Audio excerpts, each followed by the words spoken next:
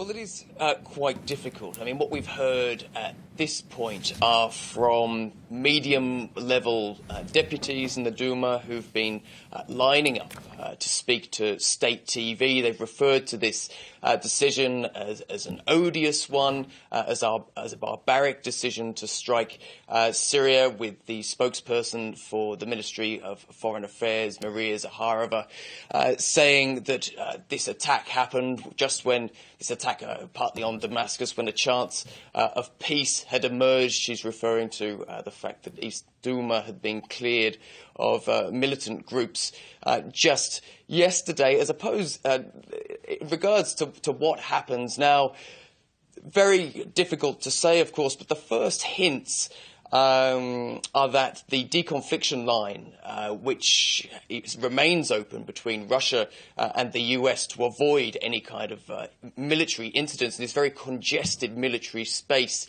in Syria, appears to be working. That wasn't confirmed. The fact that line is being used was confirmed by the Kremlin the other day, a local paper referring to sources within the Russian military saying that there are discussions, ongoing discussions up until yesterday, about these strikes from the US, talking to Russia about, because of course the most perhaps important thing from the Russian point of view and from the point of view of what's going to happen next is whether Russian military, Russian personnel are going to be caught up in these strikes. Of course, if they are in any way injured, or if Russian equipment even is harmed, is destroyed, then that really could provoke a spiral that the Russian military, of course, has planned for, it's readied for, even if it's not saying it officially. Again, local sources saying that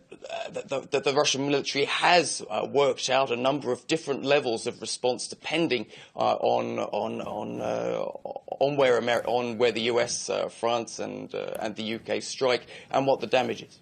And the Pentagon saying they tried to take actions to avoid any loss of life on the Russian side for civilians as well, and to not come into direct conflict with Russia. But the Russian ambassador to the U.S. saying those words, this would not be without consequences. There are some 2,000 U.S. troops in Syria. Do we have any idea what these consequences could be?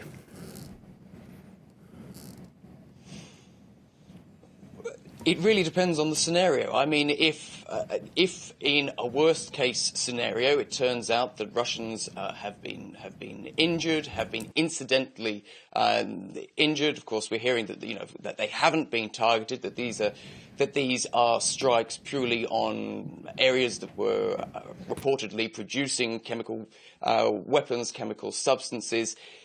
In the case that